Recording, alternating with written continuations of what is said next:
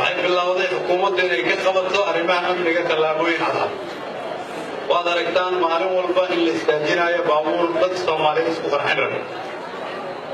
waxaa laga sii qaadi doonaa tallaabooyin cad waad aragteen cashuurtii dalka laga qaadayay inay korortay oo ay ku korortay khasnada dawladda si mushaarka loogu bixiyo waad aragteen adduunyada qaabkay dawlad dhaqmi jireen inay soo ifbaxayaan tallaabooyin ah inay wax iska bedeli rabaan waad aragteen dunidu inay diyaar u tahay inay ku shaqayso talada ummadda Soomaaliyeed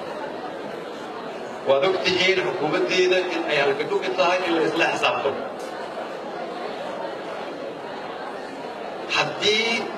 aan rabno inaan ka baxno dhibaatada waa inaan ka leexanaa dariiqyada dhibaatada na geeyo